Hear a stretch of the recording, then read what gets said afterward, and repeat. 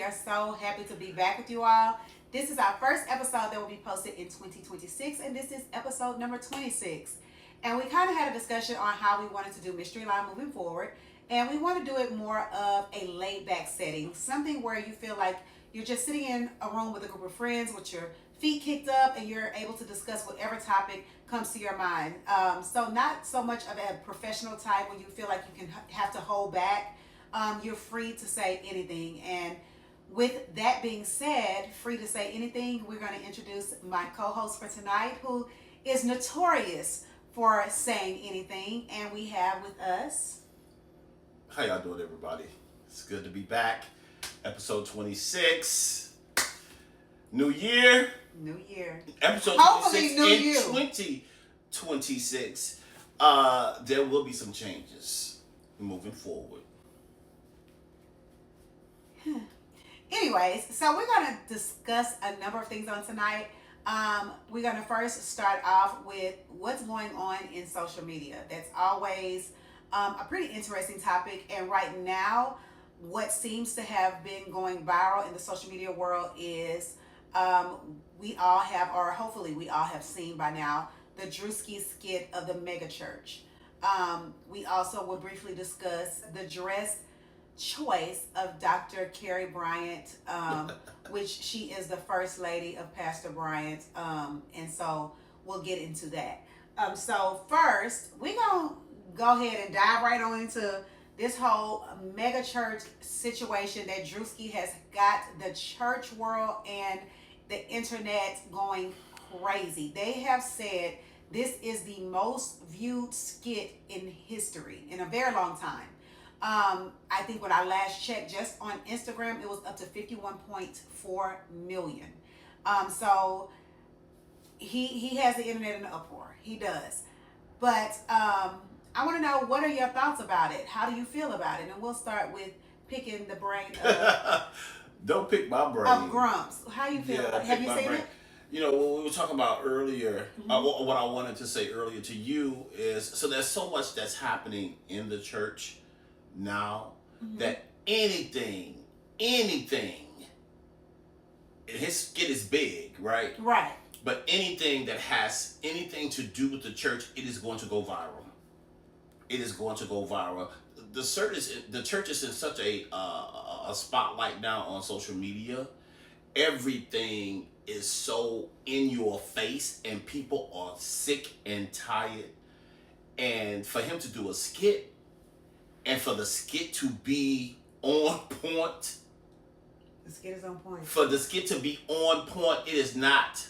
I personally don't think that he made a mockery of a church. I'll piggyback on what we were talking about earlier, where it's literally a mirror in what you see when you go to church. It is. And what people don't know, because a lot of people have not either seen it or been exposed to other footage, he actually was mimicking actual African-American pastors that have mega churches. That, from the way he was dressed on down, is an exact mirror of what has really transpired in the church, on down to the verbiage he was using. He just made it, comical. Yeah, the comedy just sensationalizes what people who do go to church. I do not, but I have been to church a lot, even taught in the church, from the Church of God in Christ, Pentecostal, grew up Catholic, went to the Baptist church, then baptized Church of God in Christ, and non-denominational, all of those things. All of those things. So I'm familiar with what he did, and how again, I use the word or the language phrasing, on point he was when he brought to light everything that happens in the church. Now, of course, the comedy, the body comedy rather he uses, it's sensationalized, but it's still like, hey, at the end of the day, this is what it is. I don't understand why it's such a problem with it. And this has been going on and on forever and ever. Amen. I can recall, I will say I grew up in the church as well. From the time I came out of the womb until the time I was able to make my own decisions, I was in the church. If my mother had anything to do with it, We were in the church. We were on every church ministry, from the usher board to children's choir to teaching in the nursery to Sunday school, vacation Bible school. You name it, we were there. But my dad, on the other hand, had his own. Now, he did believe that there was a higher power. He did believe in the Most High. However, he was very turned off about how hypocritical the leaders of the church were. He was very turned off. He did mention a situation where they are faithful tithers, 10% of their earnings, as well as offerings, as well as, sacrificial offerings to the building fund, to this, to that. My father allowed my mother to control that part of the finances. So his money was, entangled up in that. But his thing was, we give all this money to the church, and at the time, the church leader was driving a high-end car. My parents, I think at the time, had like a Buick LeSabre or something like that, and Ford Taurus. That was the two cars, and neither one of them at the time were very dependable. They had, mechanical issues. And his thing to my mom was, when one of them went down and the finances were not available to get it fixed, was go ask the church. And it was kind of a pushback on how the church would respond if she did ask the church for help. So from then on, that put an even worse taste in his mouth. It's like, we give our tithes and offerings, we're following what the good book says, and then when we fall into a bind, we can't count on the church. And that's not every church, okay? It's not every church, but right. It's a lot of them. Let me tell you, so that situation with your mom and dad, my friend Danny, and we were going to church right up the street. I won't say the name, but it's literally right up the street. I can actually stand on the street and see the church. I'm like, dang. Anyway, my friend Danny's kitchen caught on fire. Oh, wow. My friend Danny is an ordained minister in the Church of God in Christ, and a faithful tither. Mm-hmm. He's just a faithful member. You have people who are just like that. He is just like that. His kitchen burned down, and he went to the church. And let me tell you, the church was giving him the runaround. First, I think he couldn't do it. They couldn't do it. They wouldn't do it, or something. Listen, before he was done, before it was said and done, his kitchen was done,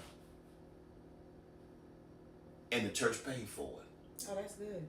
The church paid for it, because at the end of the day, if you are pouring money into the church and you can't go to the church when you're in need, where's your money going? And like you said earlier, it's not up to us to dictate where the tithing and everything is being spent. We're doing our part by following the good book and what is said in the Word of God. But what I said, let me just make sure I say this. Tithing is a universal principle. First of all, it is universal. So whether you want to give money to a church, or you want to give money to an orphanage, whether you want to give money to a school, or whatever the case may be, sowing and reaping is universal. That is a universal principle. So wherever you want your money, that's going to come back to you. However, in a situation like your mom and dad, in a situation like my friend Danny, if you are pouring money into a church that is feeding you, you should be able to go to that church and say, listen, something has happened to me. And the church should be able to help you with what has happened, especially if it's something like, oh, my house done burned down. But I can't come and depend on you. Absolutely not.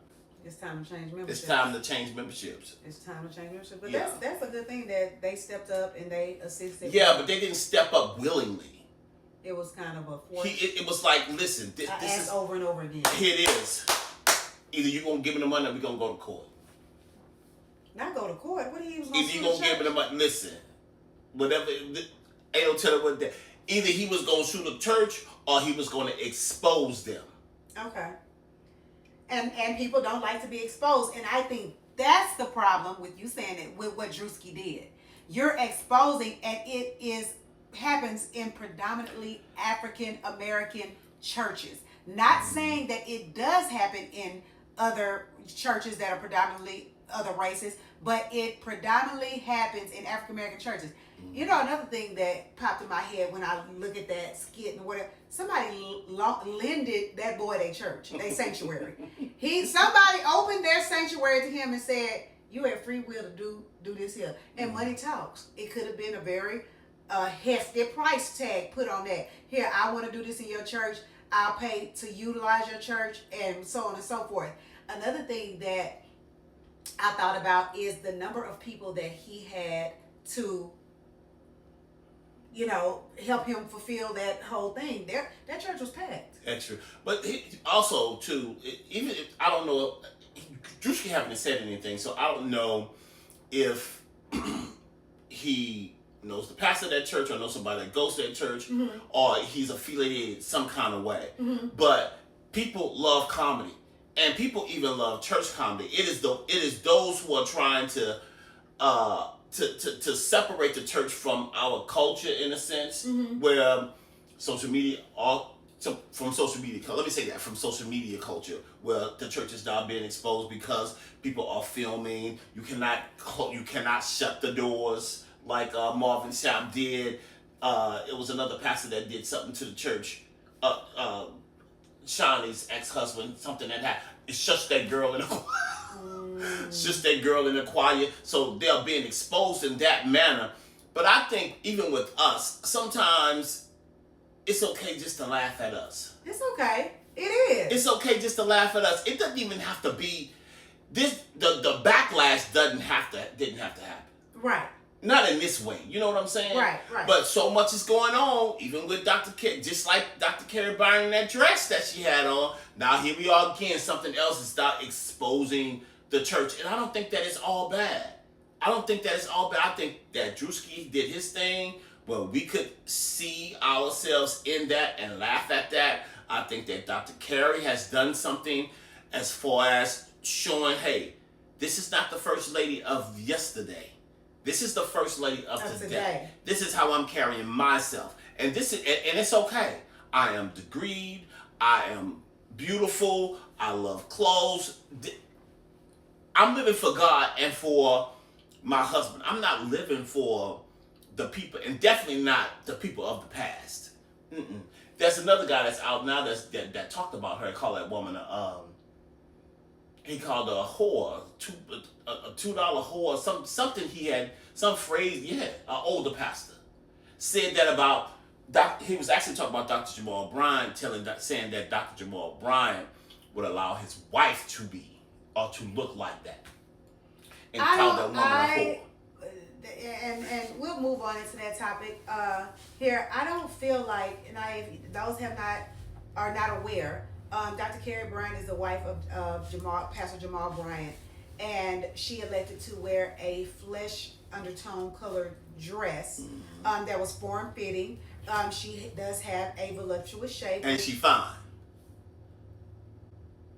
Well, and they was mad. There you go, and everyone got mad. She was fine, and she was mad, and it was like they were really talking about the embellishment in her crotch area. In her crotch area, where the embellishment was in her crotch area, whatever. That was a design of the dress. However, look, I'm just trying to figure out. That you never seen a pussy before. How can I say that? I get it that. When you have a certain title, people have a certain expectation of you. That doesn't make it law, though. That doesn't make it set in stone. There is no handbook that says if you elect to marry a pastor, you can't wear this color. You can't wear, my grandmother used to say, red lipstick and red nail polish was only for women of the night. You can't, there is no rule book that says these are the rules that you must follow as far as the guidelines of a first lady. So I don't. I think Dr. Carey said that on a talk show. Either Sherry. She said something to those lines I saw on Tamron Hall. On Tamron Hall. Yeah, she did. There is no book. You know what I'm saying? She writing her own book. There is no rule book, and she also stated she wears several hats. And upon becoming a first lady, she was always fashionable. She was always, had a liking to being, and I'm not going to say the center of attention because I don't want to put this wrong, but she always, she liked to look good. She liked to look good. She liked to put that shit on. She liked to look good.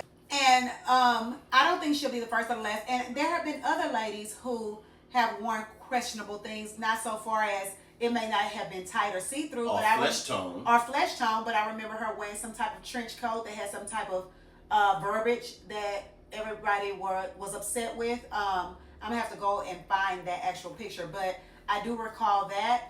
And like I said, I just think to each his own. I feel like we get all bent out of shape on things that really don't even apply to us. If her husband didn't say anything, let it go. Like, she doesn't answer to the public. And I think when we devote a lot of time into writing long dissertations about things that are going on in someone else's life, and it doesn't mean a hill of beans, you have wasted a lot of time, energy, brain processing on something that probably won't even get read. It probably will not get read. So your banter that you have, on something that doesn't even apply to you is between you and probably you and yourself, and those you and yourself and those who believe like you. Exactly. It's just so whack to me. I love the idea that she is rewriting or writing her own journey as far as being a first lady. You know what I'm saying? It's just, and she's a young woman too. Like, she has to be like, what, maybe your age or a little bit older than you. What will make you say that? Because she looks good though. She looks amazing, and I don't think that. I just think that. So are you saying I look amazing too? I just think that. Excuse me. You brush past that.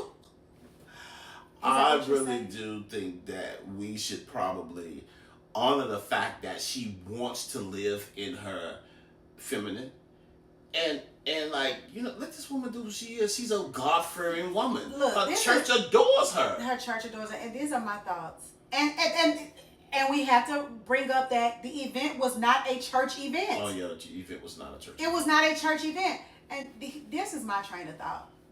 Regardless, a lot of people like to put fashion into, a certain age group. If you are this age, you shouldn't wear this, that. This is my thing. Utilize the body while you still have it. Listen. Because there will be a time when that ass will be dragging to the floor. Gravity will take course. Those breasts will be hanging past your belly button. So while you have the body, or if you have made investments, monetary investments to having your body look the way that you would like it to look, show it off. Show it off. While you can. Show it off. It's yours. It's yours. Show it off. Why should I care? Why should my opinion affect what you have going on? That's like, to me, saying she should have taken a petition to say, if she elected to have plastic surgery, let me take a petition and see what the people say. That doesn't happen. We make up in our minds what we want the look we want to achieve. Some of us have gone into doctor's office and taken wish pics and said, I love the way that this individual looks. Can you get as close to this as possible? And that has been going on forever and ever. Amen. So I just feel like, while you got the body, hey, do what you do, flaunt it. Because I have gone out of town to resorts, and I have seen women in their 60s whose body was a banging, and they're in a bikini. We talking about a thong bikini. Like, they look hella good. Have you ever put on a thong bikini? My Jesus. Today. Lord have mercy. Bless you, child. God help us. Oh, it's a full moon tonight. Lord have... J-Mo, have you put on a thong bikini? Maybe I have. That's a whole lot. You see how he does me? And he know that the camera is rolling. Oh my God. Says the man who on his birthday 1 year was so excited about his outfit. J-Mo, you gotta see my outfit. You gotta see my outfit. Go in the room. I go in the room. The outfit is... I was looking around the room, okay? Like, where is the outfit? I saw clothes laying on the bed, but this surely can't be the outfit that you are talking about putting on that physique. It wasn't this physique, y'all. It definitely wasn't this physique, but the shorts were this long. Intentional. The shorts were this long. Yes, and I wore them in Miami. I'm going to send a picture so you can show the people. I'm going to find the pictures. Oh, you want them to see. The shorts was tiny. And she put... I put them on top of my clothes and they was crawling up my... That's how little they were. But anyways, we just making fun of that. But anyways, hey, and we all are entitled to our own opinion. Again, us talking about stuff is not trying to push our beliefs and thoughts on you guys, because you are definitely entitled to yours as well. And it is what it is. Yeah, I don't... But also, we use language like... It's our opinion, stuff like that, but it's also offering another perspective. Because opinions are just opinions. If your opinions are based in fact, or even your experience, it's literally just offering another perspective and how you can look at things. Because some people just have opinions just for the fucking sake of it. And we don't care about... Listen, what is it, how you feel? Is it based in fact? Do you have any evidence that backs it up? Or, I just want to have something to say. I just want to hear myself talk. A lot of people was on that shit. Yeah. And I think a lot of that, going back to Drewski, I think a lot of that is people who are in the church just want to have something to say. Mm-hmm. And even with Dr. Carrie Bryant, people, bandwagoners, want to have something to say. And you also have to look at the changing times. We're in 2026. We're in 2020. Things have really drastically changed. Girl, when I was growing up, you will put a petticoat on or a slip underneath your dress, and a petticoat. Pantyhose, the thing that makes the dress balloon out, or where you must wear pantyhose when you're wearing a formal type dress. Times have changed and fashion has changed with it. And you also have to understand the concepts have changed. Understanding has changed. That's why Dr. Carrie is able to carry herself in that way, because the biblical interpretation, the more information that we have, has changed. Things are changing right before our eyes every day. And there are some of us who are willing to go. Mm-hmm. And then there's some of us that we're going to have to drag to go to church. And one of the sisters I used to pray with all the time, she used to say... You used to pray? She used to say, Brother Ernie, what's going to happen is that some are going to go willingly, and then we're going to have to drag some kicking and screaming. And which area in your life are you at now? Drag, kicking, and screaming? No, I'm willing to go. I'm willing to go forward. I think that... Especially if refreshments are involved. I think that... I think that... I cut back. Anyway, I think that I'm the place that I'm in, I am willing to move forward. I think that the church is progressing. There are a lot of things that's happening. There's a lot of exposure, which is causing exposés that are happening in the church. So, and then we're just learning. You cannot pull the wool over people's eyes anymore. Woke is not just a word anymore. Like literally, woke is a verb in action. It's a word that's everybody is awake. Mm-hmm. For the most part, everybody who want to be awake, they are awake. And they are looking at how things are progressing. They're looking at how people are trying to keep things the same. Mm-hmm. Fighting. I want my first lady to have a hat on, to have a two-piece St. John suit on. Kneecap, you know what I'm saying? Covered up, skirt down to her. You know, that whole modesty thing of churches like I grew up in, I know. But it ain't even like that no more. Mm-mm. It's not like that no more. And I love what we are. I do too. Yeah, I love what we are. I do too. Okay, so we talked about that little discussion there, and we again, I'm going to say this multiple times throughout the episodes, we want to hear your opinion on the topics that we're discussing. So please get down in the comment section whether you agree or disagree. That's fine. Yeah, we want to hear from y'all.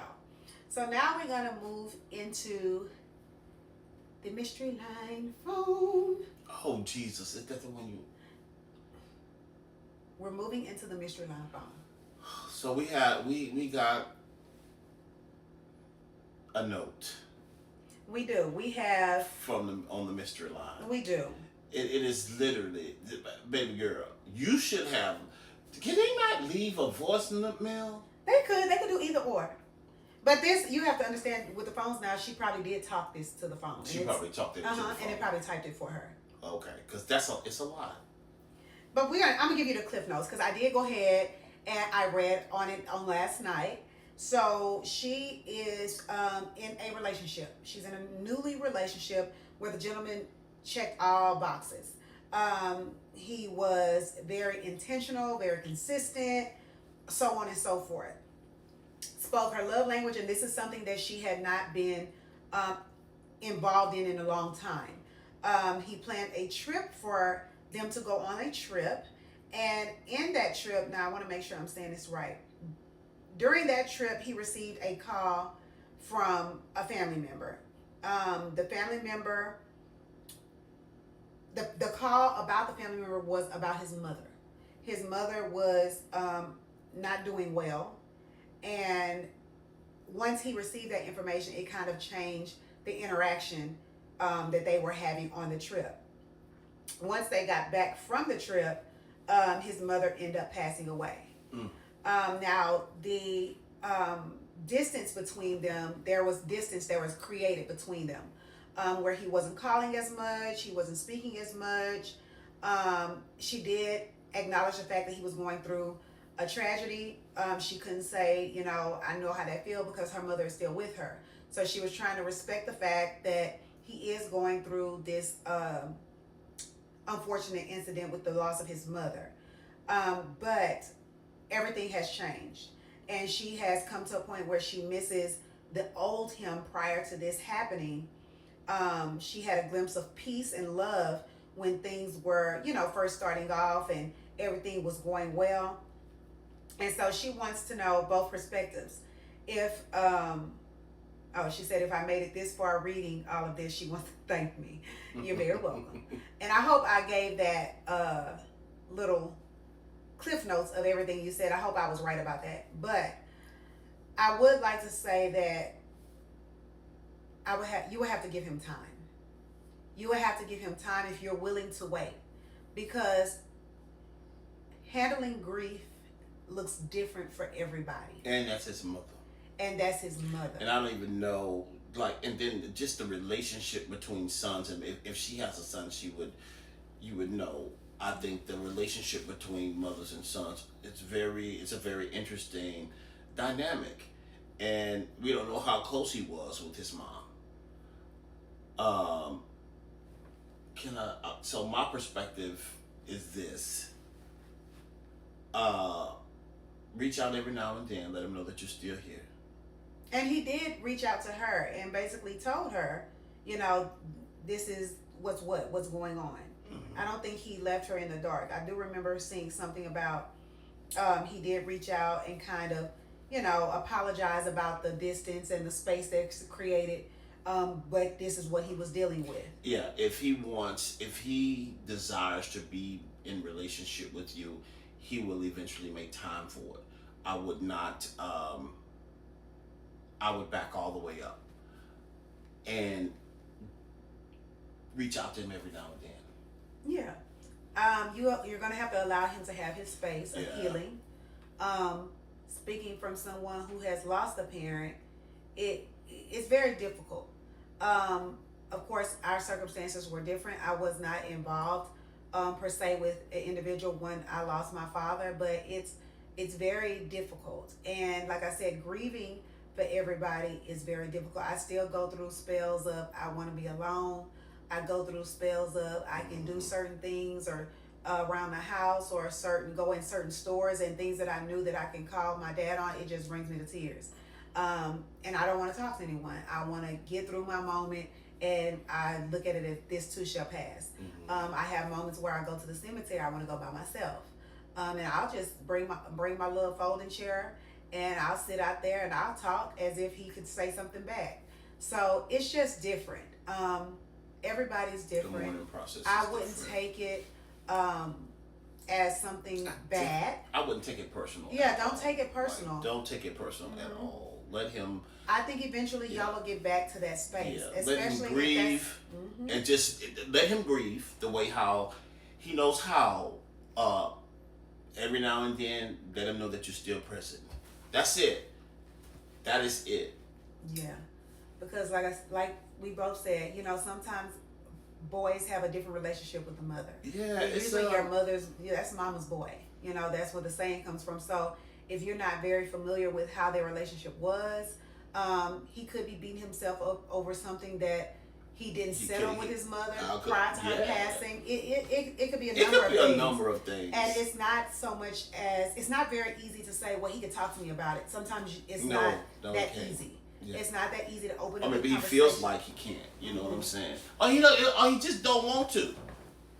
Yeah. So you're gonna have to give it time, and I would say, you know how much time that you can handle, and if it's 6 months, 9 months, only you know that. And here's the thing: don't beat yourself up.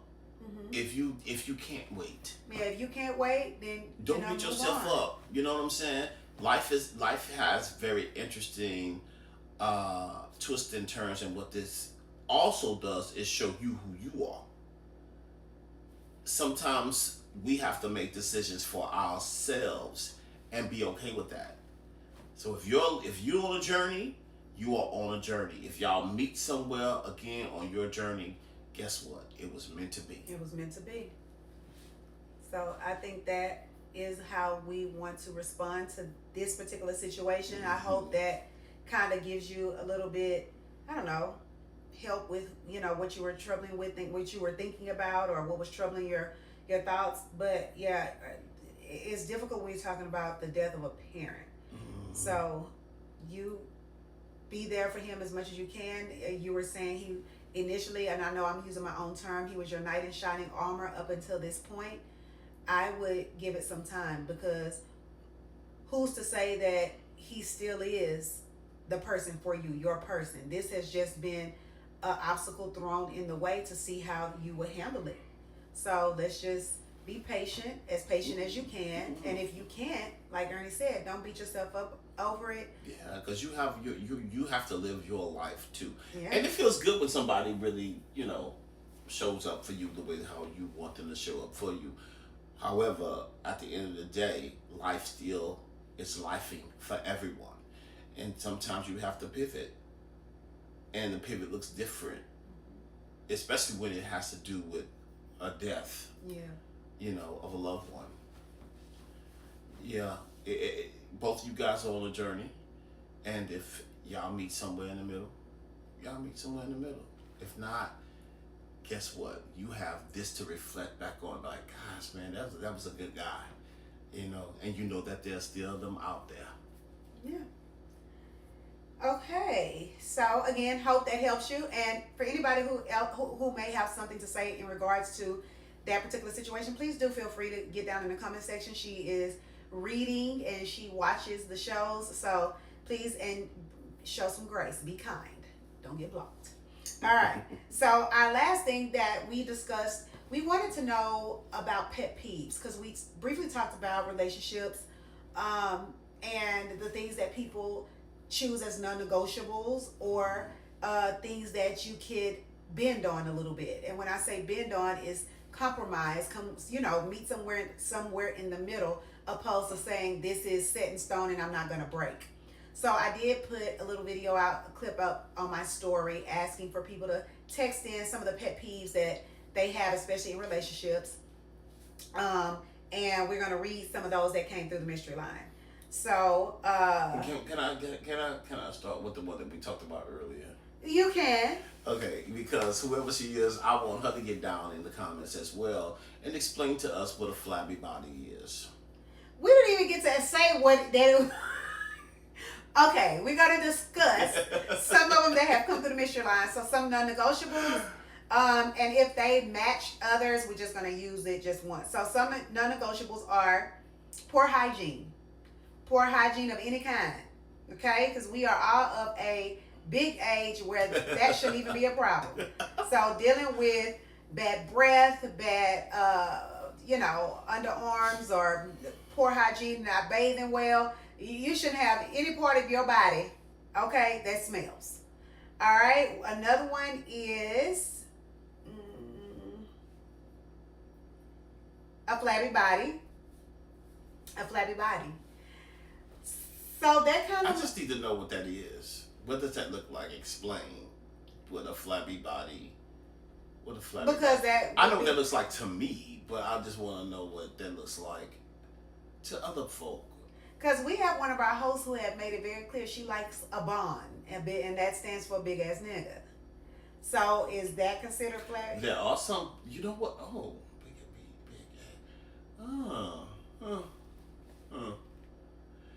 You know, I was watching to piggyback on that. I was watching something the other day, and it was this girl, and she was a petite girl, and she liked a big man, and that makes her feel protected, and not big like in muscular. Like, nah, I want my nigga to be big and fat. Like football. He could be like, but a lineman. Yeah, which lineman. is different. Yeah. And again, it goes back to what I had mentioned earlier. I don't think that linemen have flabby bodies because they're more toned. They're big guys. I'm big like a lineman.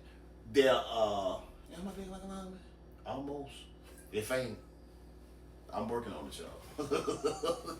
Look, but I think that a lineman's body is it's hard muscle. It's not flab. It's right. So I they hit you like a motherfucking brick. They gonna knock. Yeah. We want to know what your definition of flabby means. So when I think, because you can be big, but you could be solid, if that makes sense. You could be which big, is not flabby. which is not flabby. Right. So, or you could just be big and slouchy. But it's also you could be big and well put together, which kind of takes away from. And listen, first of all, you saying big and slouchy could come off as offensive to people, but at the end of the day, you know exactly what big and slouchy is. What you mean it could come off as offensive? That's how I feel. You know what I'm saying? Because you know what big and slouchy is. You know what that looks like. We are of an age. And we know better. A big age. And we don't listen. And when I say big and slouchy, I mean big and slouchy. Big and slouchy. You know what that looks and like. And if it offended you and you fit the category, do better. That's it. You don't have to be slouchy. You don't have to be slouchy. Take some pride in the way you look when you step out of your front door. That's all. Because whether we want to accept it or not, the same way we talked about Dr. Carrie Bryant, there are people out there judging you. There are people out there that will always have something to say. Now, whether you care or not is a totally different story. And if you don't care, then you shouldn't care that I'm saying big and slouchy. Do better. But anyways, when I think of big and slouchy, I'm thinking of your clothes look like you slept in them the night before. You're not combing your hair. Just unkept. Unkept. Your butt crack is showing. Your shoes are leaning to the left and the right. Like, just unkept. And you're of a larger stature. When I was larger, my parents used to have those conversations with me about... She was very large. I mean, you was large, J-Mo. I was heavy set. You was a big girl. And my parents used to have those conversations. You have to, especially when you're bigger, you have to take extra care in making sure you look presentable. Yeah. And she used to, my mother was very nice though. In a nice way, she used to say, "You sure you want to wear horizontal stripes?" Or something like that. Or, "You sure?" Oh, wait. Mama. What?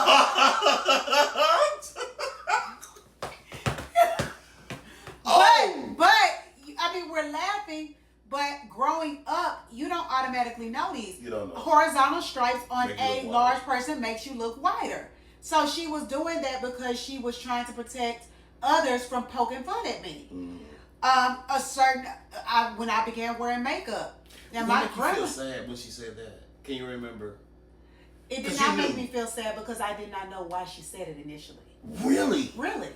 That's I was good. a young girl. I did not, and I was going to the mall sometimes buying things that I thought was trendy, but in her, when she's looking at me with it on, you're gonna get a different perspective for someone who's looking at you. When she's looking at it, it's like, I don't want people making fun of my baby. So that's her trend. It wasn't to tear me down or hurt my feelings. And some things I'm glad she did say. When I started doing makeup, some things I would go overboard on. When I look back at pictures, it's like, whoa. So I can see why she said some of the things she said. Some colors are not as becoming on a darker complected girl.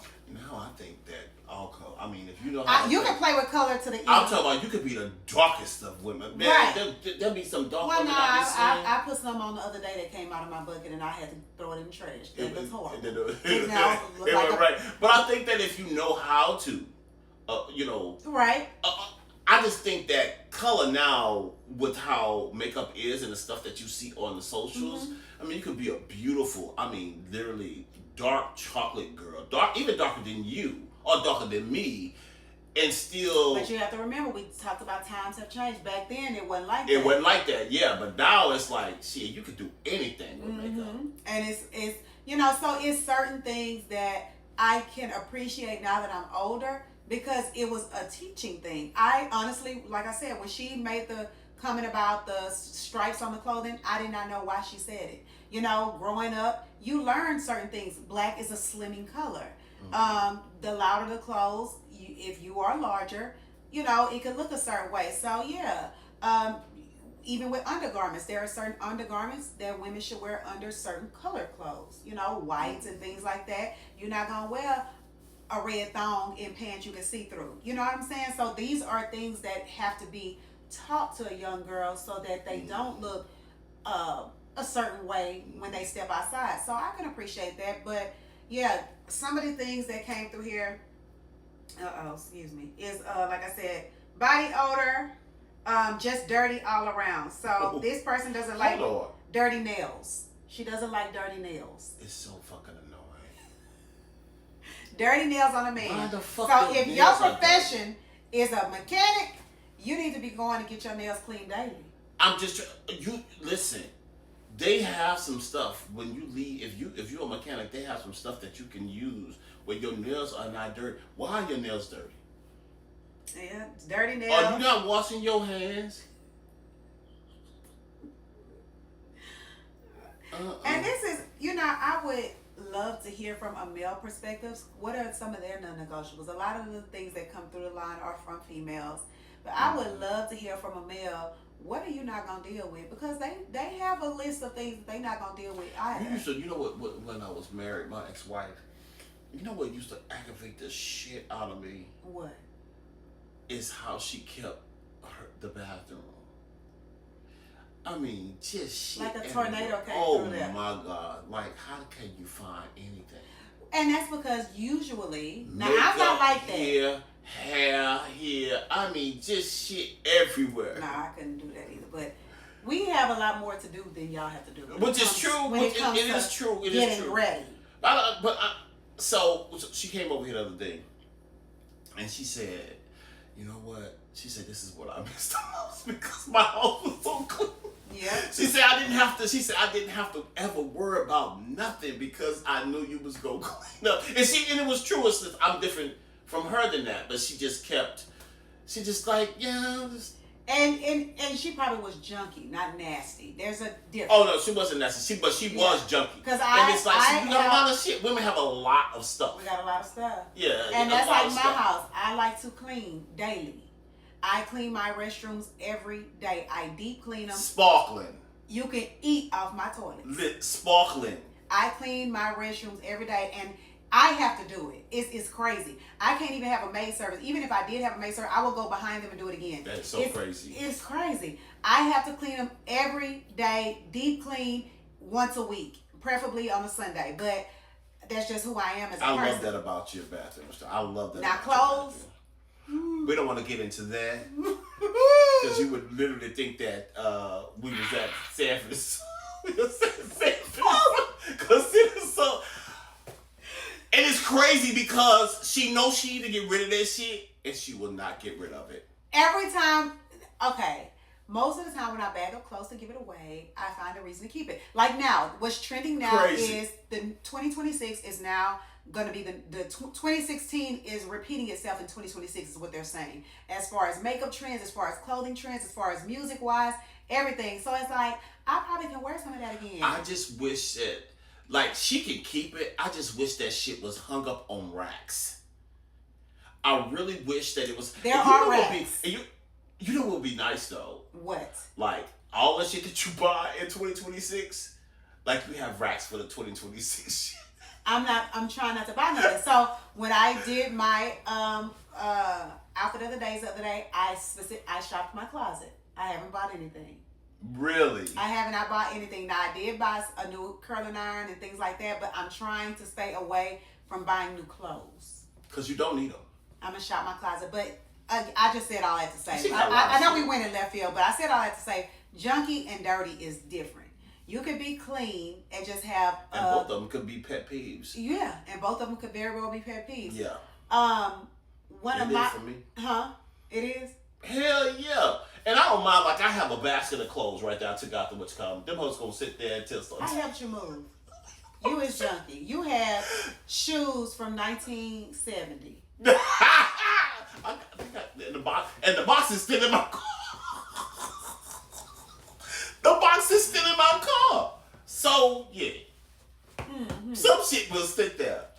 Okay, I have a pet peeve. I'm going to tell you mine real quick so we can wrap this up. But one of my pet peeves is, in which I think this is a problem as far as me getting into another relationship, is I don't like to be told. I'm not the typical domesticated woman. Like, don't be expecting no cooking, no cleaning every day, especially if I have a job. I don't want to cook and clean every day. I may not even want to do laundry when you expect it to be done. Like, that's not it. I don't want to do that, especially if I'm with a man who's not cutting the yard. You hire somebody to do that. You're not, my car break down, or, you can't change my oil. You can't build a house. Don't compare me to no other woman when you come to, like, housing duties, cooking, cleaning, things like that, when you can't do nothing yourself. That's true. Yeah, like, please, that's a turn off for me. That's gonna start an argument, and we probably end up going our separate ways eventually. Yeah, I think you're gonna be single for a very Yeah, I do. Actually, sir, I have several prospects. Thank you. Please. Thank you. Please, we need to take them out to dinner. Who is we? I need to vet them. He always want to vet somebody. I let him talk to one person. You should have heard this nutcase. And the person was coming through my radio. I'm talking to them on the phone. He's screaming crazy shit at the man. The man was so terrified. That man, first of all, I think that was the guy. Yeah, I think he was jealous. He was trying to figure out who was this nigga in the background. That's what it was. Cause I ain't sound like no queen. So he was trying to find out what nigga she talking to in the background. I think that's what he was going through. Cause you ain't sound like no queen. No queen. You ain't sound like I ain't sound like no punk. Because when everybody knows Ernie's a sexual preference, when I, disclose that he's gay, sometimes they won't prove it. How am I gonna prove it? Let me tell you something. I've been proving this all of my life. And of course, especially when I talk about my ex-wife, because me and my ex-wife are still very, very close. They're very close. They go out to eat. We love each other. Listen, we go out to eat. She comes over. She comes up. We are very, very close. But I'm not changing. I'm not changing my person. Like, this is who I am. That's who you are. And if it's confusing to you, I'm sorry. I'm sorry. Yeah, but I am. Well, we discussed a lot. And again, like I said, we'll say this several times through every episode. We want to hear your opinions on these topics. Please explain to us what flabby is. Please explain to us what flabby is. And we also want to get more pet peeves. What are some things that are pet peeves, especially if you're looking for a significant other, if you're already in a relationship, and there are things that are going on that... Snoring is a pet peeve. Yeah. I snore. I ain't going to keep nobody. I am going to have the surgery, though. When he goes into hibernation, honey, he can rattle a building, okay? I need to. But we want to hear what are your pet peeves. Please go ahead and text the line. If you have any topics that you want us to discuss, you can text the line or leave a voicemail. We will begin going back live at 7 p.m. on Thursdays, Central Standard Time. The phone number to the mystery line is 346-631-6449. Again, that is 346-631-6449. You can even text in or call in if you have a topic that you want us to discuss. It